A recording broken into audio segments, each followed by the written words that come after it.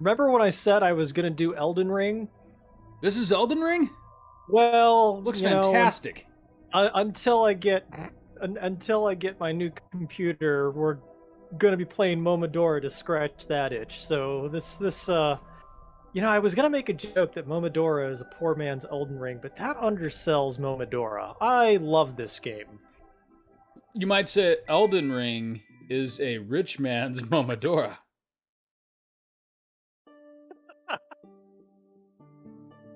Or, I mean, you probably shouldn't say that. That's funny, because it wasn't. Oh, God. Okay, all right. And Sorry, Nick Weber is just a rich man's Chris Beck. So, anyways, yeah, I love the Momodora series, and this game is like a really popular niche game. Everybody calls it 2D Bloodborne, but I think, again, that undersells it. I was going to say, I just heard the title of this game spoken for the first time 10 minutes ago, so That's here we go. the way that tends to go with this game series. And I'm excited to be playing it today because about a year from now, they're coming out with the last entry in the series. Oh, sweet. Okay. So yeah. I'm trying Difficulty to remember. Insane. Yeah, Don't even you try have this. literally no health bar. Oh, cool. And yeah, I've beaten it. Of course you have.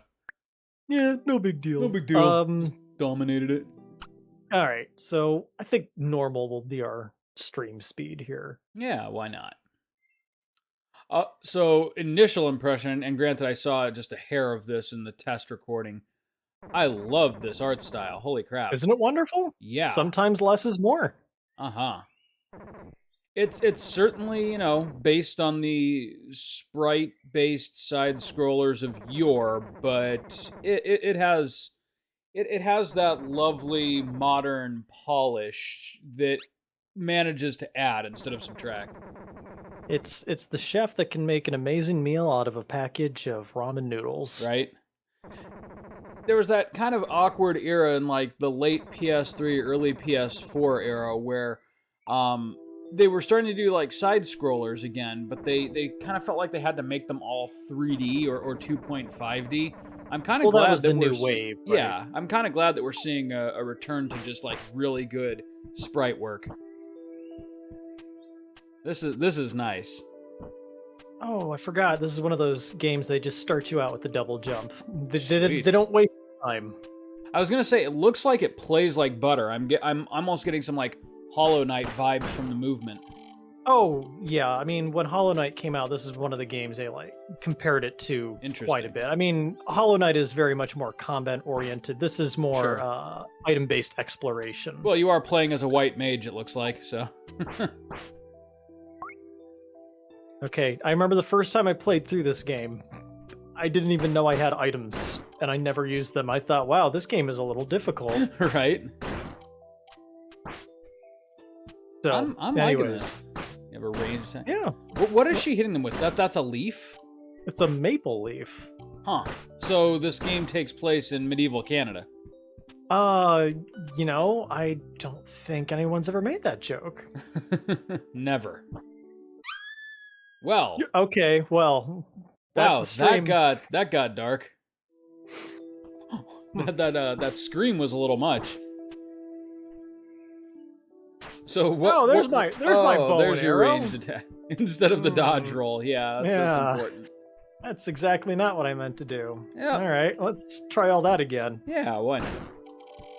So how's your week been? Well, I guess how's your 2 weeks been, Nick? Obviously, last week I couldn't get on because of busiest weekend of my work year, but oh, that's right. I remembered something felt off last week. I probably should have mentioned that instead of just assuming you knew, but that's all right. I had kind of guessed it, and I've been playing a wonderful RPG lately called Rise of the Third Power. Okay. So I just welcomed the opportunity to kind of binge on that last Friday. Rise of the Third Power. It's on your wish list. Oh, that's right. I think we had this discussion.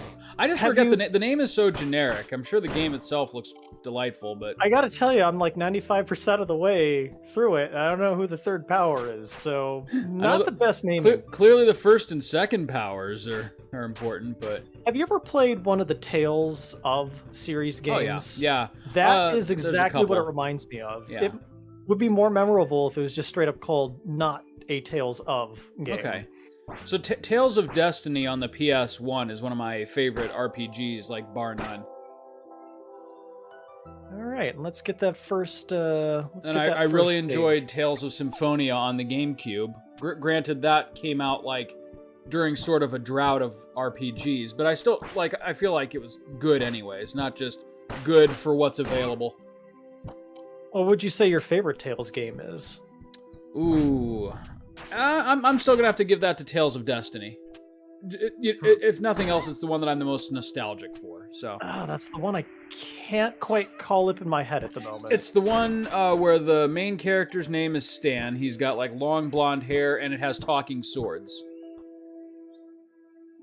Isn't that Xenogears? Not even a little bit, but yeah, it came out around the same time. Oh, Xenogears totally has that stuff, does it not? No, not even a little bit. What am I thinking of? There's maybe one character with blonde hair, and no one uses a sword until about 40 hours into the game, and it doesn't talk. What game am I thinking of? It's the one that Rex was from. Talking sword with Rex. Did Commander Shepard have a talking sword at some point? Are you sure it wasn't Xenogears? No, Yeah, not Xenogears. What's... Oh... Believe me, I know me some Xenogears. Xeno something or another. Oh, Xenoblade Chronicles. I feel you. Yes. Okay. Though it's arguable about how much the sword actually talks in that one. That's one of those games that I acknowledge how freaking good it is, and for whatever reason, I've gotten so sidetracked that I have to restart the game now. Oh, shit. And God help me, I can't bring myself to restart a game that I've poured almost 20 hours into. I understand that sentiment. I may watch like a playthrough and just like kind of skip around to remind myself of where I am, and then pick it up from there. Because it's a really good game, and I haven't given it its due. But sorry, go on. You know who did that really well? The Witcher 3. What do you mean? Every time you kicked that game back on, there was always a quick little summary telling you true. where you left off. Yeah, More that games is true. should do that. Absolutely. Of course, The Witcher 3 was one of those games that while I played it, I couldn't put it down, so I never had that problem. That's the funny thing about it. It's also one of those games that's really good to go and get back into on occasion. It is, because like the side quests are just like these wonderful little episodic stories, and like it's almost like a secondary campaign, like where you're just a monster hunter out in the world. That could have been a game in and of itself, yeah. Yeah, man, we should make a game called Monster Hunter where all you do is go out and hunt monsters. It'll make millions, I guarantee it. You think so? I don't know if it would really ever catch on. Maybe not in the West, but... All right, buddy. All right, oh my god! Oh my god! He is he's getting there. So yeah, as I told you, I've had a pretty shit week, but I'll come around. Yeah, I hear you. But putting a dog down is never a good time. It's never fun, no matter how much you murmur that you want it. Well, yeah, and that's the thing, you know, he was getting sick. We didn't want him to be completely miserable, so like we had the consolation of, you know, absolutely doing the right thing, and then the day came and it just sucks. Right. Well, you know, the thing about dogs is they give you 16 years of good days and then one really bad day. Yep, that lasts for another year or so until you're finally ready to even think about another dog. Oh shit. Well, this got feelingy. I hear you I hear you watched The Batman this week. I hear you watched The Batman this week. I just finished it today. It took me 3 days to finish it. Damn it! That was one of my only critiques. That was one of my only critiques. Is that it did feel like it didn't run like long as in like, oh god, when's this thing gonna be over? It was more like this could have been tied up a little more neatly. Well, tell me, what did you think? I thought it was excellent.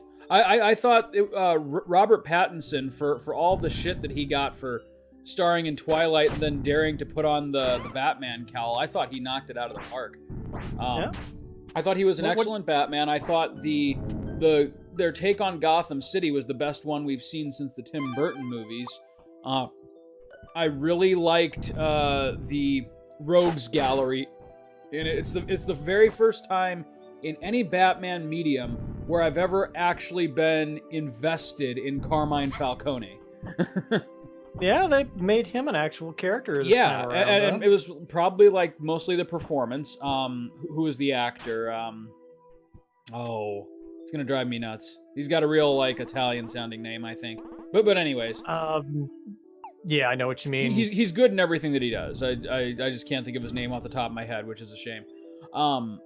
But yeah, like, thought the villains were excellent. There were just like a couple of things that I could have lived without, and among them, I think I sent you this in a text. Like, the way that he kind of does. I know they were going for more of like a film noir style. And so the monologuing was necessary, but like some of the lines almost felt, some of the monologuing lines almost felt like fan fiction to me. I have become an animal of the night. Like, have you, Bruce? Like I could have lived without that. Let me think here. What else? Oh yeah, I don't know why, but like. Was I the only one who thought that, that's not how bulletproof vests work? The number of times... You had made a comment about that. The number of times he got shot with no repercussions. Not so much as a bruised rib from taking a shotgun at point blank. The thing is a Kevlar vest, most people don't know, unless you've worn one, it's good for one shot. Right, he was taking like machine guns and sniper Well, it's because he wasn't wearing Kevlar, because they were bouncing off. And oh yeah, I'm sure it's like some Batman material. You made a comment about how Batman was bulletproof, and I'm actually fine with that. Okay. Batman is never ever going to get shot. No one is gonna just shoot Batman 30 minutes into the movie and then roll credits. So I feel like there could have been like room for a learning experience. They're like, oh god, bullets hurt. Well, because one thing that I really liked about the film was that's fine, because it gave us a really good action scene at about the 2-hour mark where like the lights are out and the only thing lighting the room is the muzzle flashes. Yeah, that was cool. Fine. That was an excellent scene. Like, the side note, there was another thing that I really enjoyed about the film. The cinematography was on point.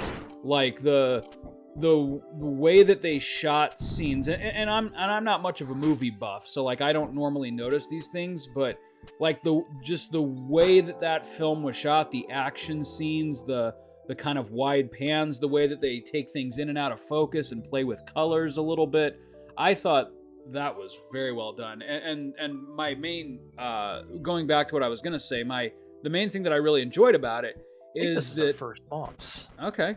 Ooh, first boss. That's just the bridge from Castlevania 5. Anyways, what was I gonna say? What I really liked about this is that for like the first time ever, we get like a Batman who is like a deeply flawed and kind of, not great character. And I mean that in a great way. Like, the way he plays Batman is like someone who is very clearly disturbed and needs help and doesn't know how to he doesn't have any coping mechanisms, and that's why he's doing this.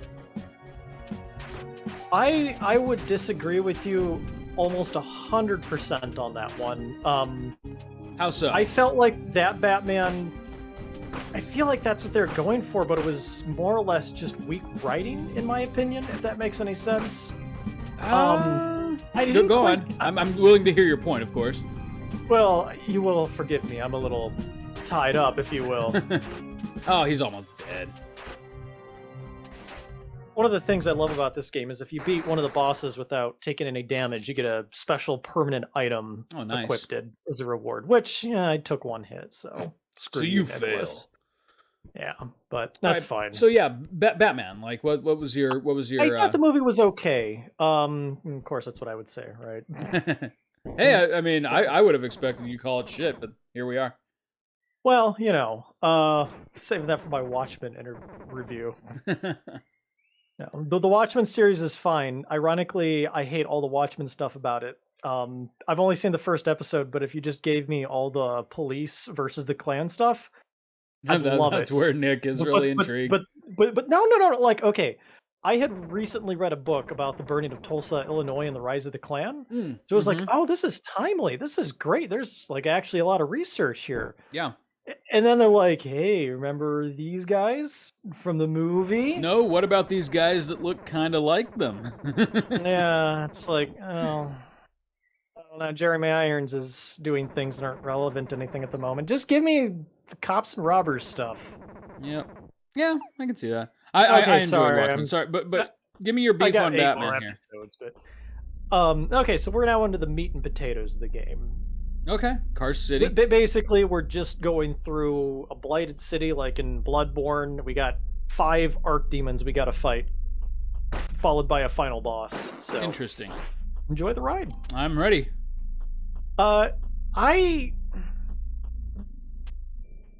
Okay, again, I want to preface all that with, I enjoyed the movie. I felt the first 2 acts were definitely the strongest. Yeah, same. And then it just kind of falls apart in the third. Like, I loved the stuff with the Riddler being essentially kind of like the Zodiac killer. Yeah, that was good. But then it's like, drag the rat into the light and make all this stuff, wreck the system, and then like nothing happens. Right. Like that's kind of how I felt about the third act too. Like I said, I don't feel like the movie necessarily went on too long. It's that when things looked like they were starting to wrap up, like the writers remembered, oh, we have to wrap this up. No, as soon as they brought him into the interrogation room with the Riddler, I was like, okay, they're not going to do what they did in Batman: The Dark Knight, but they're going to do something similar. So, God, okay, so sorry, the original question was, Robert Pattinson. I thought he did a fine job. Your complaint was something with the way that they wrote Batman, though. Yeah, Robert Pattinson, he did fine with the material he was given. He just struck me as a really, I don't know, unintimidating Batman. I think that was the point. Like you're meant. Hey, let's make our character less interesting, right? No. I think the fact that he's like an actual vulnerable version of the character does make it more interesting. Because how many movies have we had now where like how was he vulnerable?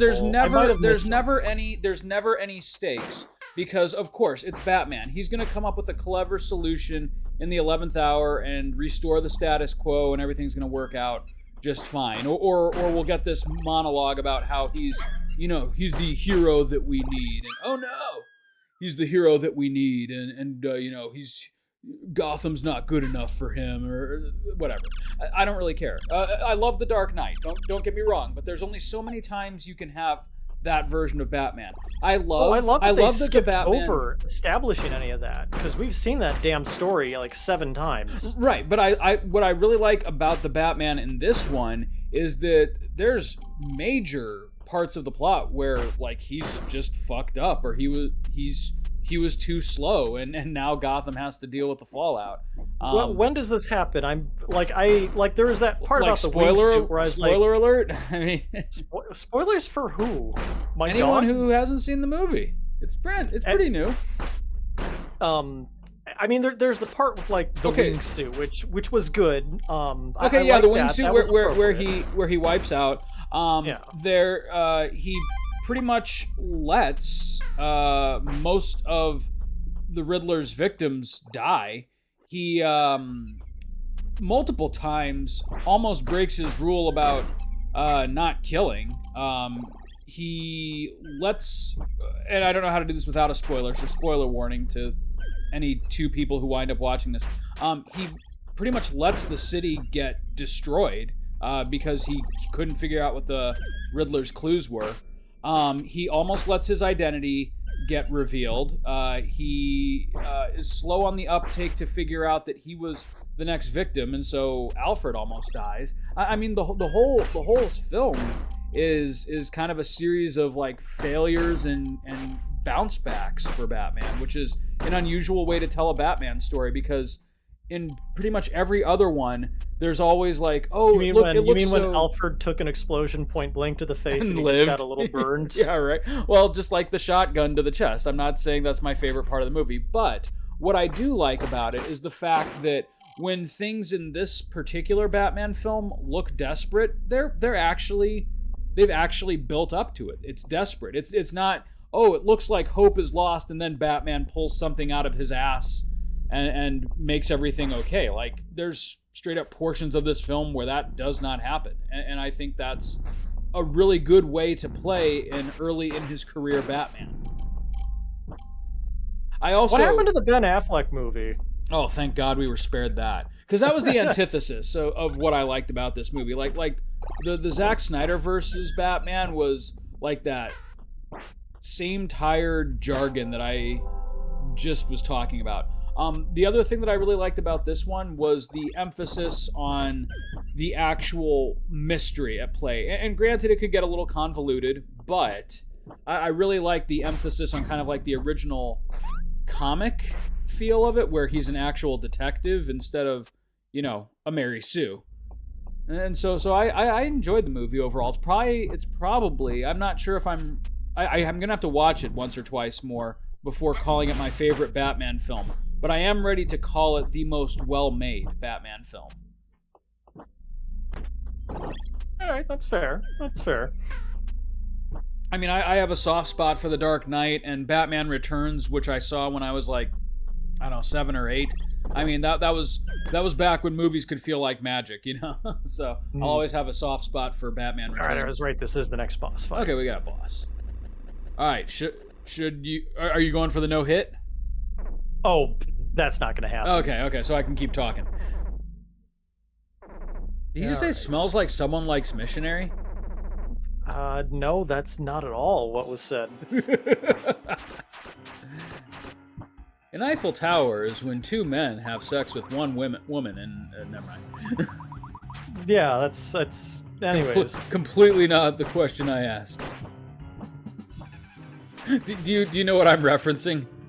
No, and I didn't ask what you're referencing either. I'd like to point out. Okay, so there was, before memes were memes. When we were in early college, there was what was the website? Was it like Ask Jeeves or something? I asked not to have it explained, but no, you just hear me out. It's really funny. It takes a little bit of build up, but do you remember that site? It was kind of, I think it was called Ask Jeeves, or maybe that was just a search engine, but you could basically, or maybe it was like Yahoo questions or something like that, where you could type in a question and have people on the internet answer it for you. You're familiar with the concept, right?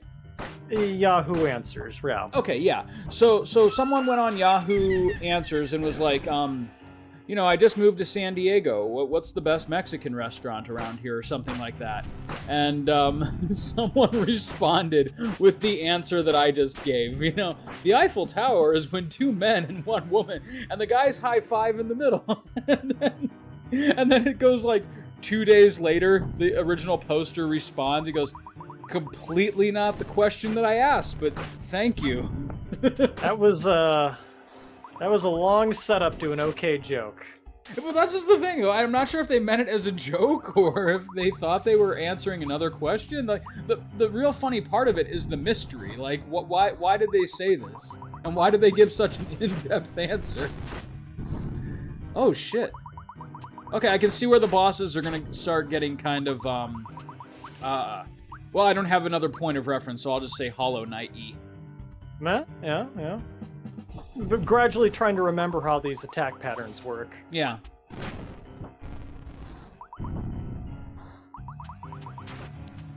I'm gonna come out and say it. I think the boobs are an important part of this boss fight. You know, that's the funny thing about these like little indie Japanese games. You're always gonna get just a little bit of eyebrow raising. Yeah, I don't feel like the boss would be what it is without them. You know. Oh God, I completely did not see that attack coming. All right. That's because she fired from her boobs. Yeah. Anyways, Batman. I thought it was fine. It was. I loved that. The evacuation place was below sea level after the dams had burst. That was an That was excellent idea. Whoever came up with that. I don't know what the fuck was going on there. How much of Gotham is underwater? So basically for the whole Nolan universe, Gotham was essentially Chicago. Now it's essentially New Orleans. Yeah, that's pretty much what I was gonna say. No, I thought it was interesting until like I kind of started to see how kind of like I don't know, like toothless the movie kind of was. Like, yeah, the Riddler's doing these things, but they are in no way presented in a way that's like I don't want to say gory because that's what I'm not looking for, but Like it doesn't go ahead. It doesn't have an edge to it at all. I was gonna say I felt like this movie could have actually used an R rating. No, not even remotely close. Like no, I do. It was all shadow and no substance. Like there was the hint of it was like Disney Wolverine. You know, like Wolverine constantly stabs someone. At no point does anyone believe. You know, like right. That's what I'm saying. I feel like if they had just been okay with the concept of an R-rated Batman movie, I feel like some of those. Riddler attack scenes could have been a lot more impactful. Right, but instead, we kind of got these more toothless moments. Like, I mean, it was still good. I thought it was still good for a PG-13 rendition of it, but I was like, sure. Why not lean in and just go for the R rating? But that's why I don't like watch these movies because I know how it's going to be. It's going to walk up to the line. Like, right. I actually got tight-chested when I started figuring out what the end was going to be. Like. That was basically just a freaking mass shooting, right? Yeah. Much. But I was like, oh my god, are we really doing this? Yeah, we're doing this. And then like, I guess the mayor gets shot, but there's no blood. And there you again got, no like, repercussions. Like you got all these people. Yeah, you got all these people firing from the rafters. Like no one gets hurt. We have to live with the fact that in this particular cinematic world, bullets just aren't that big of a deal. You're way more likely to die getting hit with like a carpet laying tool than you are with a machine gun. Okay, so you want to hear the difficult part of the fight, or say that again? I said I'm going to end up hitting the difficult part of the fight. Yeah, right. I was going to say you're doing freaking awesome. Yeah. Okay, you want to know one thing that I actually hated about the movie? Just to show you that I'm not being a total fanboy here. The fucking Joker at the end had no fucking business being there. And I was so happy off. There was no Joker in the movie up Me until too. that moment. Yep, me too, actually. And not because I think the Joker's a bad character, but because one of the great things about Batman as a comic book character is that a lot of his villains are almost as interesting, if not more interesting, than he is. But we always keep coming back to the Joker because everyone's looking for the next, big edgy performance to match Heath Ledger's. And I would Heath Ledger did wonderful, but I would love more of these like rogues gallery of every movie is about two villains. That'd be wonderful. And with all of like the build up to I mean the crazy thing about this movie too that I really enjoyed was that Bruce Wayne was almost like a non-entity. Like he was only ever Bruce Wayne when the plot called for, something Batman couldn't do, like attend a funeral, But and so where I thought they were going, are you familiar with the villain Hush? Yeah. I thought that's where they were. I thought that was going to be kind of the big reveal at the end. Was that Hush was going to be pulling the strings, or Hush was going to be like the post-credits scene.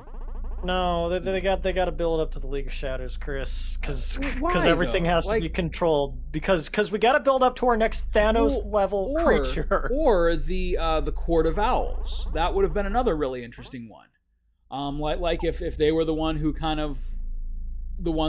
of like funded the Riddler and set him loose on his little revenge not little, but No, revenge scheme because here. I hate that because that takes away from the villain itself. Well, That true. that Okay, but yeah. let me say that a different way then. Like this was a film that kind of hinted that Thomas Wayne might have had some like shady dealings, which is the meat of the Court of Owls story. But they kind of sort of Oh, said damn it! no, I not was hoping really. for a save point. Oh shit! What is this guy? Okay, this just straight up is Dark Souls now. Anyways, no, like, so the Court of Owls plot line had largely to do with, like, what if Bruce was completely wrong about his dad? He was kind of a seedy dude. And was involved with this, like, kind of underground government. And they started that, and then they kind of walked away from it again. They absolutely walked away from it with Alfred. He was like, oh no, your dad meant well, and he couldn't deal with the guilt, and like, why do that? Why build something intriguing that hasn't been done before in a Batman movie and then just dial it back?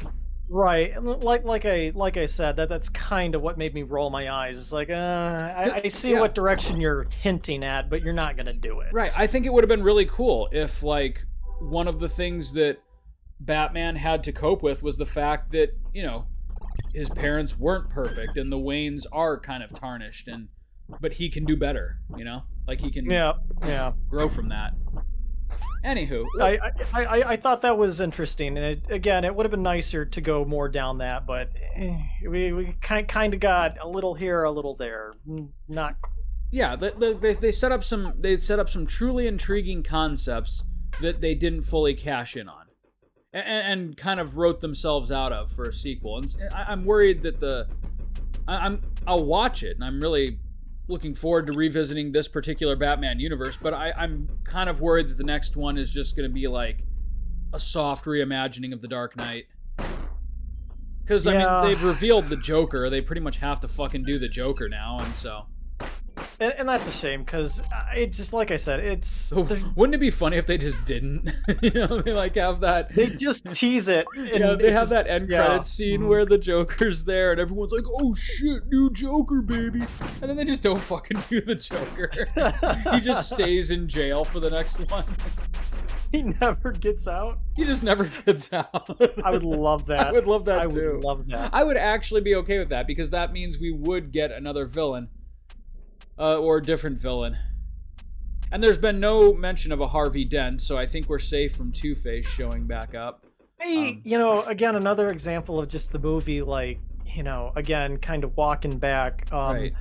I thought it was so cool when he's talking to Falcone, wherever you want to put the emphasis. Like, someone says something along the lines of, like, no, Carmine Falcone works for the government, or, that's where I thought the Court of Owls was coming in. Yeah, and like my eyebrow went up. I was like, oh, this is interesting. It's like, no, they work for me. Oh, fuck you. Yeah, fuck that. Okay, all right. No, yeah, like, if they were to being pretty interesting to, we're doing this. All right, okay, we get it. They're, and if I may gripe a little bit more, yeah, go for it. How many more freaking times are we gonna talk? Oh, Gotham! Gotham never really changes. The soul of Gotham. And that's sort of the things again. Just a big eye roll from me for these movies is like, who cares? Because at the end of the day, Batman isn't gonna kill someone, or maybe he will. But Gotham is still gonna be Gotham. Right, it's still gonna be shitty. Yeah, no, I concur with that. And like I said, I don't think it was a perfect movie. I think it was the most intriguing Batman movie we've had so far. Oh, I will say this is probably behind The Dark Knight as far as my favorite. I thought it was cool.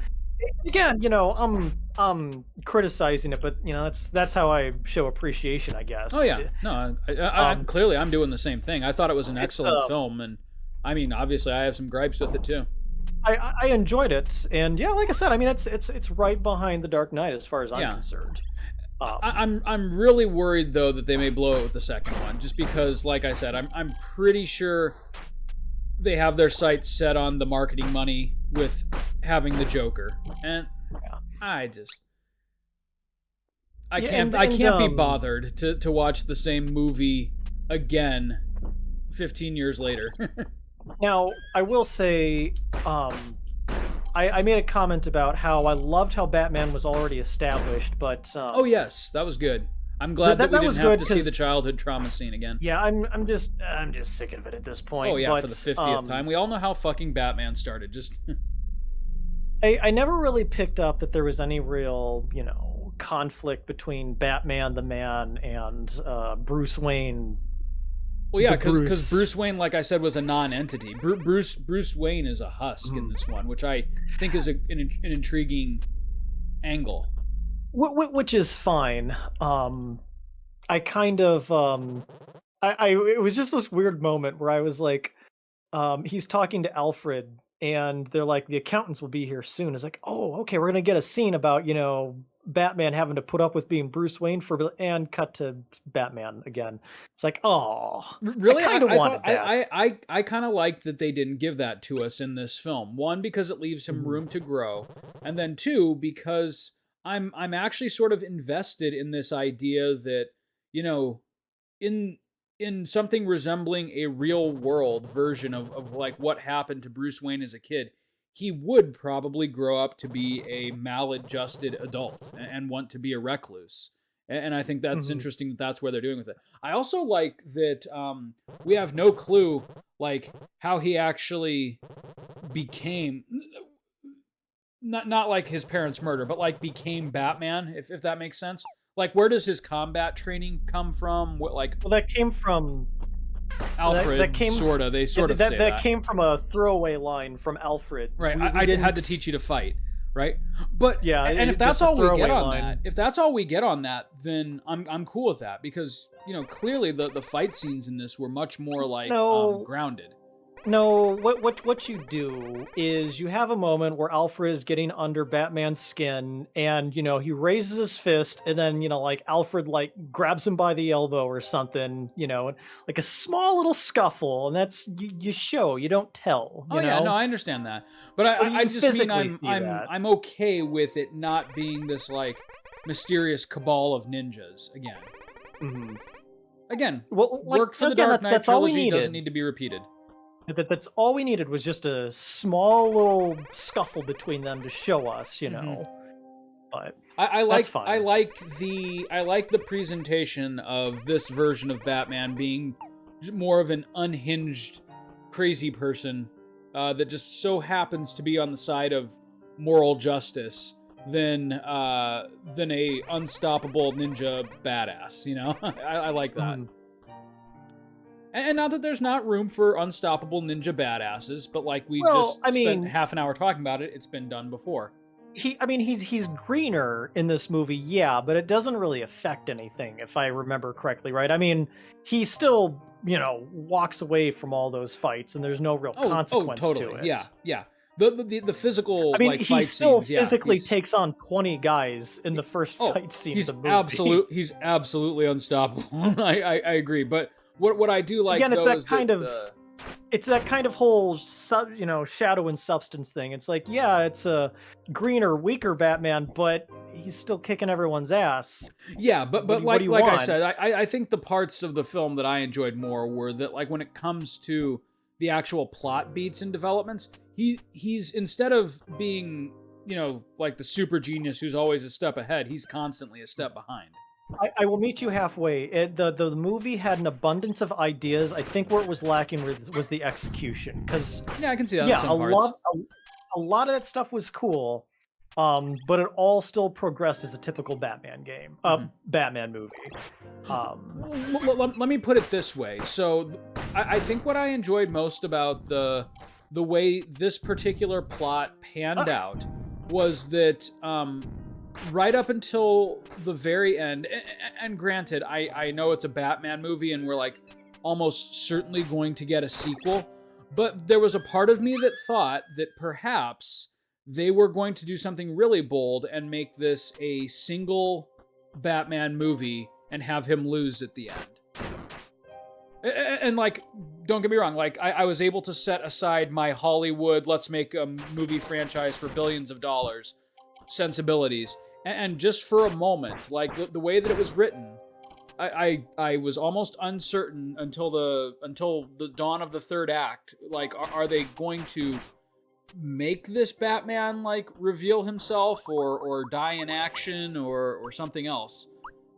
Which would have been a see, pretty bold choice. That's not too unrealistic when you consider, like, just, I mean, how many...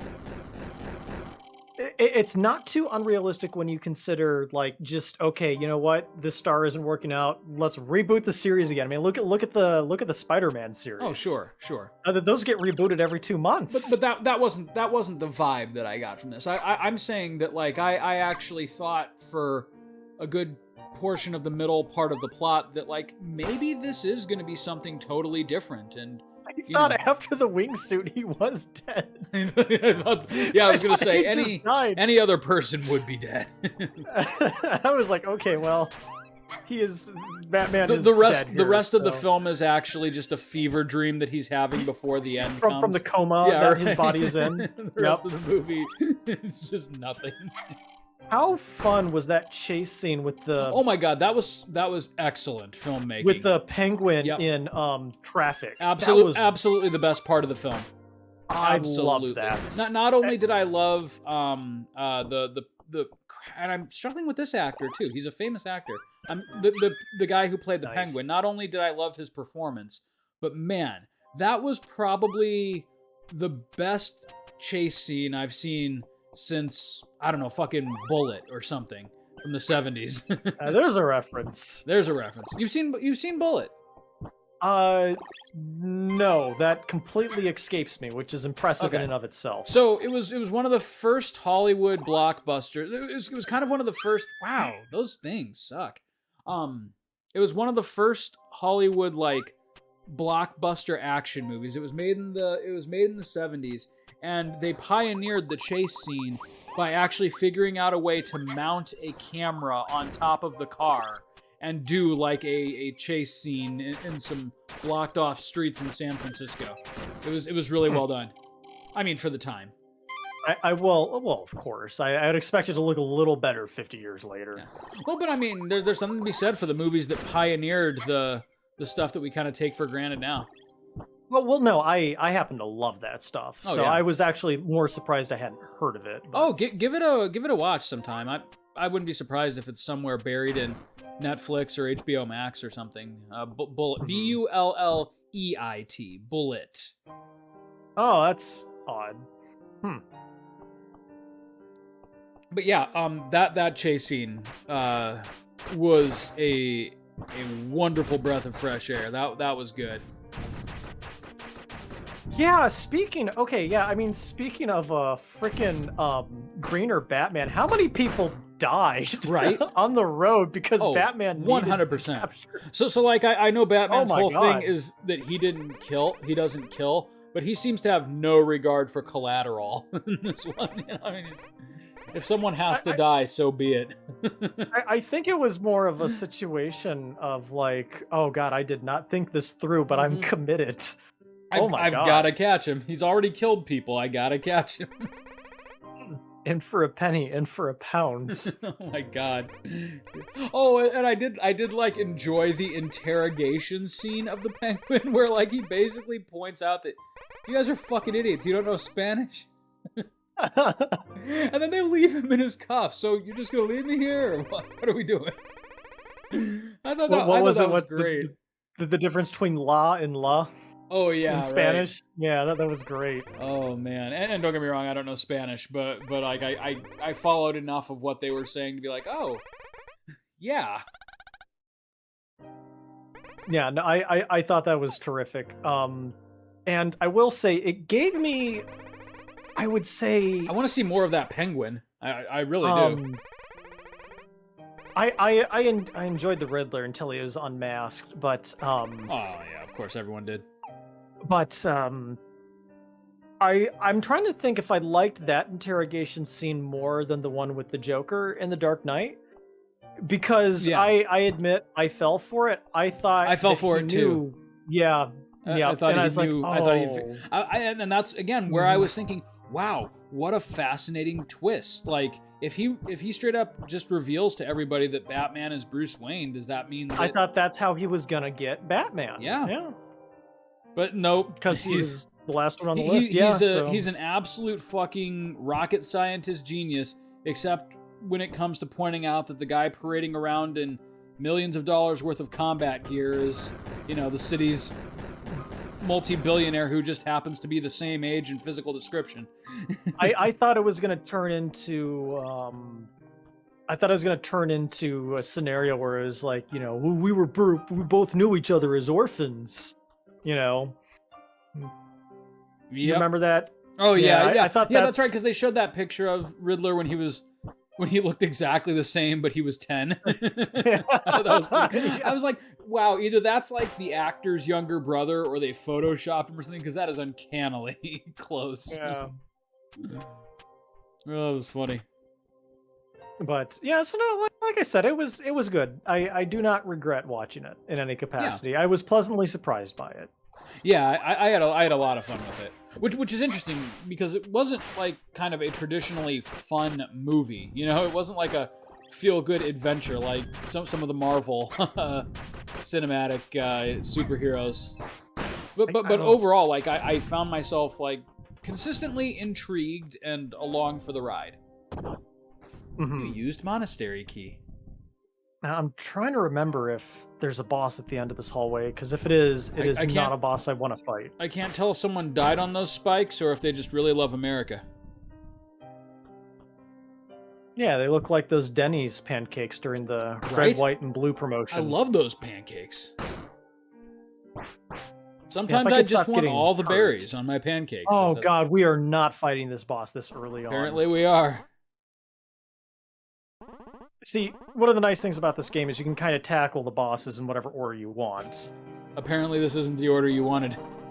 No, because she's arguably the most difficult boss in the game. Oh, good. The Pardoner. Ooh, I'm liking the music. Oh, shit. I did not expect the blood sword to pop out. Oh! All right, well. Pardoner Fennel. She's not pardoning you. She's not doing what her name would suggest. Okay. By pardon, we mean murder? Oh my God. I'll give it one more attempt. I think when I come back later with more health up items. I was going to say, you've got a solid, like, 12 minutes left of this episode. You can absolutely That's fine. We're off to an okay start. Yeah, I know all we've done is essentially talk about the Batman movie, but I gotta come back and say I'm really enjoying this game.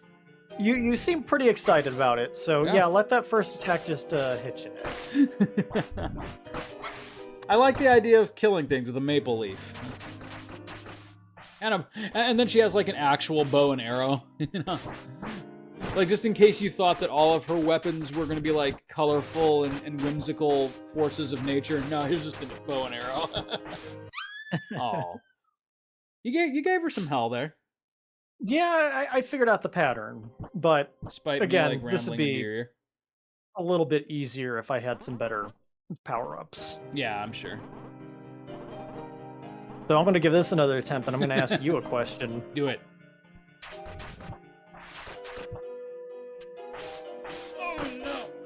You don't have a jump dash. That's the one thing that I keep thinking, like, oh, why isn't Nick just dashing in midair? You get one eventually. Because you can't yet. So that would make some of her attacks so much easier to dodge. Just so you know, the strategy that you're using right now is exactly how I killed old King Dalin in Demon Souls. I believe I remember that. Just stay completely across the arena from him and fucking okay, keep well, firing. None of that matters because... Yeah, because now she's got the second form. Yep, whirlwind time. All right. You know what?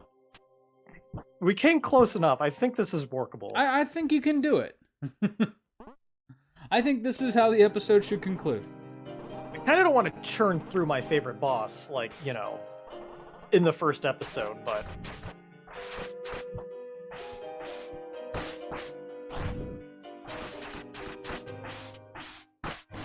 Nice. Sorry, I'm just really invested. not bad. Not the worst. It's fine. It was just contact damage.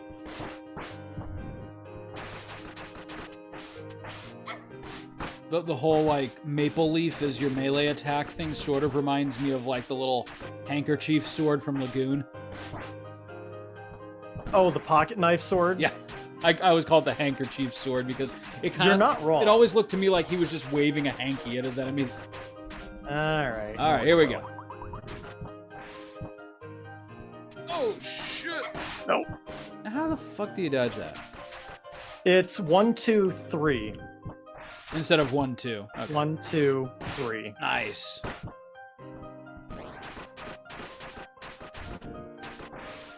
Now, if only we could hurt her. Oh, there you go. You're hurting her. We're doing damage. Oh, yeah. 1, 2, 3. Yeah, now, mind you, remember, there are 2 higher difficulties above Yeah, I this. was gonna say, this is standard, isn't it? Yeah, so remember, so just picture this fight, and then picture having to do this with absolutely no health bar. It's like whenever I'm not making that up. It's There is like no whenever health bar. you watch me play a retro side scroller for which I am woefully underprepared. This might have been an offshoot of that. Me deciding, play something a little tricky. Well, I like how both times that we've played Mega Man games, Mega Man 0 and Mega Man X4, games that I know very well and love, I just assume that, it's only been 10 years. I'll just pick it up and be as good as I was right away. Then the viewer has to suffer. Of course, I will say I enjoyed getting to make that Sigma montage with Yakety Sax. Alright, so that's, I think, one of 4 of the big bosses down. Plus I got my favorite power-up out of it, so... Cool. Now I gotta ask you, well, how much time do we got left? 10 minutes. 10 minutes, yeah. So, Hello. jump on spikes that kill you instantly. And hopefully remember to save your game, Nick. You did. Okay, good. Or is this before the boss fight? Oh my... Same damn spike. No, it's I'm getting my controls mixed up with the game I'm playing currently. That's what's going on. So, have you finished Midnight Mass yet? Yes. Oh god, that was so good. I will say, It was... part of my criticisms of Batman have just come from the fact Midnight Mass has ruined everything for me. Midnight Mass might be the best thing I've watched in decades. It was so much fun to watch that if you watch the last episode I recorded with Max, which I'll probably post tonight, I sold him on it too. Yeah, that's the way the virus spreads, my friends. I didn't know it was by the guy who did the Haunting of Hill House. Haunting of Hill House, yeah. Right, which I heard was excellent, but didn't think it was my jam. But now I've got to go back and watch all of his stuff because that was... I was super intrigued from start to finish. Even once I had figured out kind of where the plot twists were going, like it was still just excellent to me how the whole story panned out. And I appreciate it. Like, I think the very first night when I watched the first episode, I texted you because I was having a lot of fun as a priest. Those first 2.5 episodes are so confusing. Go on. Well, I was having fun kind of trying to pick out, like, okay, so these parts of the liturgy where they're sort of changing the words, are they doing this deliberately or did they mess it up? No, it's all deliberate. Like, and the cool thing was you wouldn't know that unless you were like a regular churchgoer. I thought that was fun. And I also liked that the moral of the story wasn't necessarily, religion bad, atheist good, har har. No, the best review I've read of this series was from a Catholic priest doing a review, and it's like there's a lot to like in this. Oh yeah. Well, I don't get offended easily by like, oh, they're portraying Christians as the enemies or something like that. Well, I get offended by sloppy writing. So exactly, and it's such an easy thing to do by being like, oh, it turns out the church was the bad guy all along. Haha, of course. That is at this point that is lazy writing. I like that they actually had a nuanced, which I completely wasn't expecting from a horror show. like a nuanced and mature conversation about, faith and how people use it to cope, and Now, I'm not gonna. and for other people they can go ape shit and fall into extremism. I thought that was excellent. We can talk about so much because that's the beautiful thing about that show is whichever end of the religion spectrum you're on, there's a lot to love. Oh, totally. I'm not going to insult your intelligence, No. but I just realized this 2 days ago. Did you pick up on the very kind of pro-Christian message of the series opens with Riley asking, why did she die and why did I live? And all throughout the series, they're talking about, Father Pruitt is talking about God has a plan for all of us. The point of Riley living, my understanding is God's plan to stop the catastrophe. I was gonna say, if you're viewing it through the lens of yes, God is at work here, then yeah, you would be right. But yeah, I mean, for all the horrible things that happen, like it just makes me smile that it does all come back full circle at the end when you start thinking about it. Like, it's excellent. Yeah, it was well done, and you're absolutely right. Pruitt freaking chews the scenery and steals the show. Oh Jesus, oh God, his performance. I mean, I just feel bad for. Oh, I thought that was an exit to the floor. So did I. I was like, why? No, why did that kill you? And it wasn't even. It wasn't even abrupt. Nope. Oh God. But his performance was excellent. Like every actor that had to come on the scene after him, because it's just like, he's just such a joy to watch. And honestly, like I was so absorbed in his character that like the next time I gave a sermon after watching that show, I had to kind of remind myself, don't imitate Father Pruitt, Chris. But I mean, that's the thing is, you never quite figured out like what he was doing as an actor. Like the joy of watching him is like you feel like he's just discovering his lines as he's saying them. None of it feels like rehearsed. Oh yeah, I was gonna say like very natural. You almost feel like he is ad-libbing quite a bit. I'm sure he's not. No, he's not. Unless he is a priest. Actually, he is a character actor on Broadway, as I understand it. Oh, that makes sense. So he's great. A completely different beast as far as movies go. No, yeah, no, he did a fantastic job. Like he kept me guessing. Right. The one critique that I have for the show is that I actually wish that they hadn't given away his whole backstory in the what was it, the third episode where you see his trip to Jerusalem. 2.5, yes. Yeah. Mm-hmm. Yep. Because like I wish they'd held out just a little bit longer, because that's more just like my preference. Like I always like the early parts of these like horror mysteries when they give you nothing, because that's when I'm the most invested, when I'm like looking for the clues and I'm like trying to figure it out. I'm all even like in stories like this one that I really, really liked, I'm always slightly disappointed when they just start giving you what's right, happening. Because once you realize, okay, I understand the monster part. Yeah. What the hell else is going on? Because that doesn't understand why, like, Riley sees Father Pruitt in the end of the first episode. Like, there's just so many loose ends yet. Mm-hmm. Right. Well, no, I'm confused though. Was what he saw running along the beach, was that Pruitt or was that the vampire? That was the vampire. That was vampire. Mr. X. Okay. Yeah. Yeah. Oh my gosh. There was something intriguing too. They had a really, really good monster for this. Like that budget for the entire series was $10 million. Remember my message about that? Yeah. That was a shoestring budget. That was. I mean, they didn't. I mean, that thing was show it. That thing was creepy, and I love that it never talked. And I also love how it kind of walks the line between. I mean, like, there's that part where it goes in, like when Riley learns everything that's going on and it attacks him. Like, remember when it comes in? Don't you just love that scene where he walks in the church and Father Pruitt just gives that? Yep. Oh. Like, well, you're. I mean, he knows what's going to happen and he knows he's powerless to stop it. Yep. And like, to the point that kind of makes his character more complex, because at that point you know that he at least understands that this isn't all God's plan. But, you know, he's going along with it because of what he wants. and he's wrapping it in kind of like all of this religious imagery to kind of help. I think there's a certain amount justify it to himself. I think there's a certain amount of self-delusion. Oh, 100%.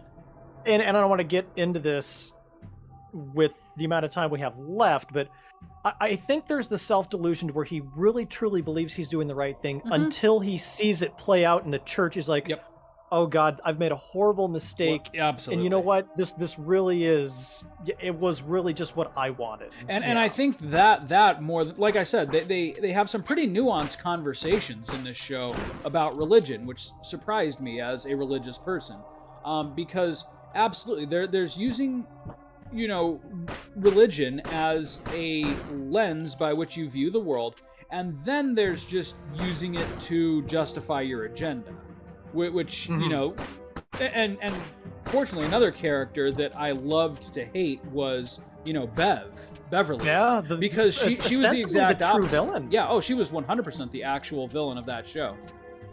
Because like everything that she did, she was always willing to compromise more and more just to, you know, put herself in a position of authority or leadership or. I mean, control. arguably, Pruitt really thought he was doing the right. Oh, it got me from behind. I mean, arguably, he thought he really was giving them a gift. 100%. He thought that he was doing God's will, whereas Beverly wanted her will to be God's will. Mm-hmm. And that's the best way I can say that. No, and that's as a pastor, you absolutely run into people like that constantly, and you still have to work with them. Hopefully, they don't kill anybody, but you know.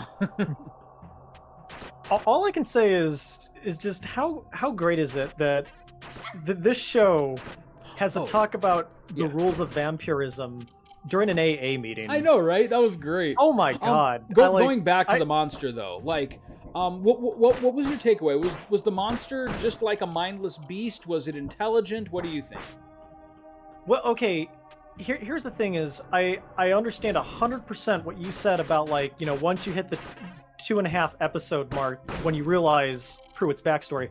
I was still a little confused because I love the fact that the show never once uses the term vampire. No, it doesn't. I was willing it's clear to that that's what's believe- going on. They call it an angel, right?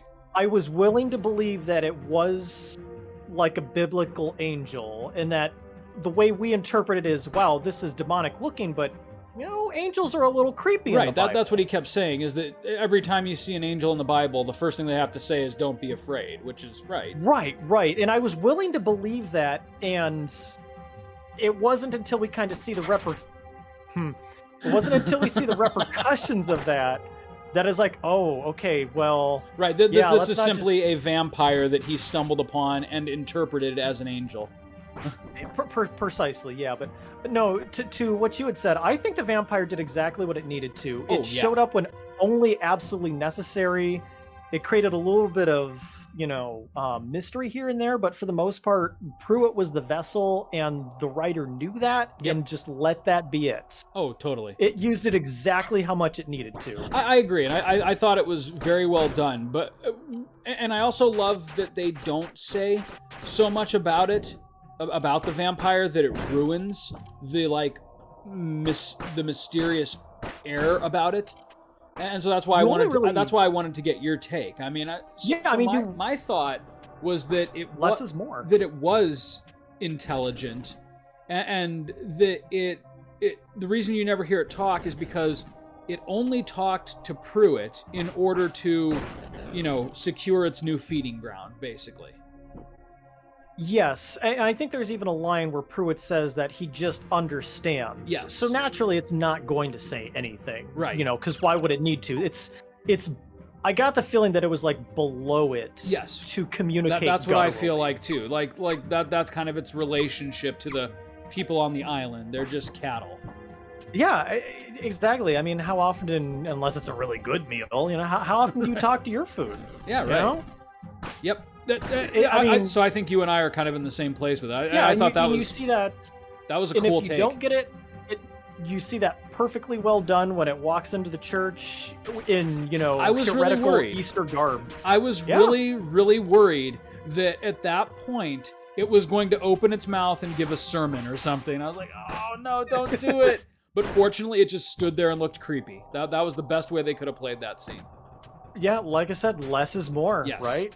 Yeah, I was really worried that it was going to start talking. It was like, mortals, fear me, or something. Like, Long no, ago, it was gonna give us like the backstory I of its am your race, new god. Let Ugh. me tell you about the predator. Yeah, right. Oh, yeah, yeah. He was going to explain away. Once upon a time, the people thought I was a demon. Oh, I'm so glad But they didn't do that. but demon is just a Latin word for knowledge, Yeah, right. Fuck or you. some such. Fuck all of you. But the sad thing is, you and I are basically like crafting this dialogue on the spot because it's been done in so many movies and series where they have a That's the scene thing. like that and they just blow the whole thing. That's why in like everyone that I've gotten to watch this series has said essentially the same thing. Like you can see, oh, it's a mimic. You can I was see thinking you were in your up at a mind. boss fight here. Yeah. You can see in your mind like what the usual version of this looks How like. And how it's they could have horrible. blown it. Yeah, how they could have blown it. But they didn't. And we see that so often that we're not used to seeing it done correctly. Right. Oh, I Okay, guess I here's the stumbled onto the boss. second boss. All Oh, right, wait, what the hell's this? the fire demon. It's a Oh, fire shit. bunny. I like how she starts with some of her health lost. The visual storytelling. That's great. Good on them. You just happen to show up halfway through the actual fight. That's great. This is one of those. Oh yeah, let's clear out the barrels because that's gonna. That's take me gonna a lot hurt. more That's gonna time. hurt you a lot more than her, huh? Heretical arsonist. Intriguing. I know what my metal band's name is. Yeah, Gonna be. the heretical arsonist. This is one of those kind of interesting games where, like, depending on the order that you tackle events in, like, sometimes allies will be bosses and they'll play differently. I was just gonna say, I assume that Agrius from Final Fantasy Tactics here can't die in this part. No, but she can die depending on the way that events play out. Sure. But that's straight up Agrius. You're not wrong. Or at the very least, a loving tribute to her, which I'm okay with. I've got a lot of love for these smaller brand games, with like one or two devs. Yep. But yeah, closing thoughts. Thank you for your recommendation on that show. I absolutely loved it.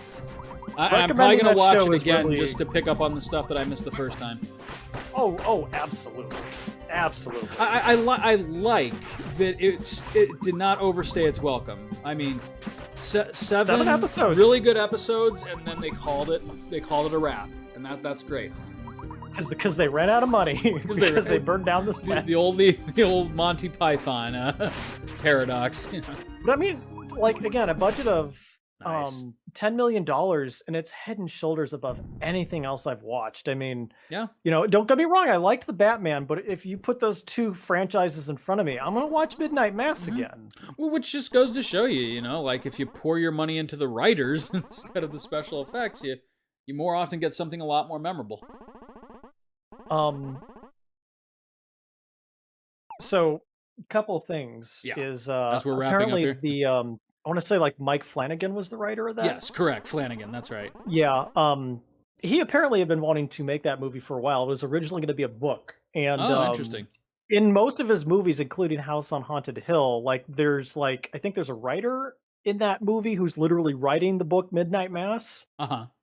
So it's like a Stephen King thing. Like it's featured in his other cool. works. Like, yeah, one day you're gonna get this. They're not like expressly crossover, but there's like tributes and nods, and like they could be. Just hinting to this, like, because that. this is his magnum opus. This is what he's been wanting to make his entire career. Oh, really? That's great. Yeah, I mean, he really knocked it out of the park. It came off perfectly, but now you know why I was kind of so down on Castlevania. I think there's room for both. I think there's room for both. Castlevania's what followed. Castlevania was what came before Midnight Mass, and there's room for both. Castlevania there's room for both in this world, but Castlevania is just a fun romp through vampire anime land, man. Just let it be. and it's fine, but man, when you get that awesome combination of fun and good. Oh, You know, yeah, it's no. like, But don't. this is what But by effort that feels same, like. but by that same token, there was never a line in that show where Father Pruitt talked about how he was going to get to have sex again. Was there? No, remember when Death, this like 100,000-year-old demon, like said shit Oh, you mean and then death, talked? do you? You're right. Why? What are your problem with death, Nicholas? You remember that? I do. All right, we got to wrap this episode up before I slip totally into the Cockney accent. Oh, God. All right, man. Funny enough, I'm watching Mad Max tomorrow. Sweet. Next time on Play the Hits, this Uncharted. No more Batman. No more Batman for the time being. No more Batman, more Leaves, and maybe a little bit more Midnight Mass. More Canada. We'll see you then, Nick.